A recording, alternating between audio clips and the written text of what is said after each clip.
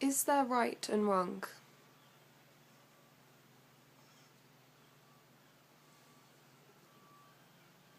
Well, this brings us back, doesn't it, to the myth of the Garden of Eden. And Adam and Eve are there in paradise. And at that point, there is no right and wrong. It's just all really beautiful. It's all vibration, it's all heavenly, it's all bliss. But there is then the possibility of turning what is one into two, which was symbolized by eating the apple. Right and wrong came into being. Essentially, there is no right and wrong. There's nothing that's right, inherently right, and nothing that's inherently wrong. So there's no kind of natural law of right and wrong? There's no natural law of right and wrong. No, there isn't. You know, for example, we think that right and wrong in terms of doing. This is something that is in the Christian faith as well. So Moses goes up the mountain and he says, Lord, you know, the people, they're having sex everywhere, they're drinking, they're falling about the place, we've been wandering around in circles in the desert for years and years and years. Give us some law, give us what is the truth, what should we do, how do we know what to do? And then it said that Moses was revealed the light, the profound light of his inner being, the most beautiful thing that exists. And the idea was, okay, everything that's good is going towards that, and everything that's bad is what takes you away from that. And he said, you know what, they're not going to understand this. Give me something else. So then these laws came into being, the 10 Commandments. Don't kill, don't take your neighbour's wife, don't covet what somebody else has got, tell the truth, all these different things. But there are times, clearly, when it's advantageous and a blessing and compassionate to kill. There's a guy lying there on a desert island, his intestines are falling out all over the floor, you've got one syringe, there's no way he's going to live any longer.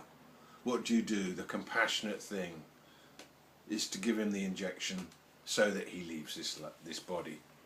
He killed him, but it's completely okay. And then, of course, when you murder someone out of hate, out of rage, out of anger, you just kill them, then of course these two things are both killing, yet who one was being in the doing is what actually determined whether it be right or whether it be wrong, or determined what kind of energy would come back. So it's really what comes down to being. You know, who you're being that something is will give you your consequence from it. We like to think that, you see, and the other thing is this, if it was that there was an external right and wrong, then that would mean like a universal law of right and wrong. There aren't any universal laws. Sorry, there just aren't any universal laws. Even, you know, supposed scientific laws, these are just appearances and habits. There's no laws. There's nothing there at all. There's no substantially existing laws. If there was, in terms of, like, say, killing, we actually inherently, we know there isn't any laws, because it's quite okay to go out and kill people for war, isn't it? Even the religious people will say, yes, you have my blessing to go and kill in wartime. So it means that that the actual killing action is not in itself got any value. It's us who give it value.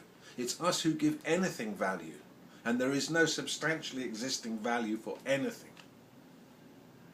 This is so radical. But consensus and the ongoing momentum of humanity, some of the things, for example, that one has seen recently with ISIS. I saw a woman I mean, I might have interpreted it wrongly, but the video was of a woman wearing a jalabi covered up, but on top of the black thing, her face, you know, just her eyes, but on top of the black was a black anorak that had a red stripe in it. The red top bit was red. And this mullah, this imam, grabbed her on a street and called everybody around, and then his friend came up and he gave this speech which was to say that this was indecent, you shouldn't be wearing red, it's the colour of a harlot, you're a whore, you're against Islam, you know, the God doesn't like it. And then the guy next to her, you know, there must have been about 15, 20 people around at that point, and the guy next to him, his friend, just got a gun and went like that and just shot it through the top of the head. The people around experienced no shock to that. The crowd dispersed, people walked on. And it just made me think, it's like, wow. You know, this understanding that everything's empty, that there is no inherent right and wrong, that can get really perverted until people will do that and just feel fine about it. Yet something on a heart level knows that it's against that beautiful light. It's against that incredible love. Even though it's purported to be for it. So the absolute truth is that there is no right and wrong. But in conventional reality, we have created standards in the absence of being able to feel it within. Whether we're going into that light, into that core, into that beautiful place, or what we're doing is taking us away from it. That's the guide for me. Whether I'm coming, whether it's opening me out into that beauty, or whether it's closing me down and sealing me off, whether it be bringing me into my heart, or whether it be taking me into my mind. But all these are language, all this is dualisms. And this is the nature of duality, is that there's right and wrong in it. Does that answer your question? I think so.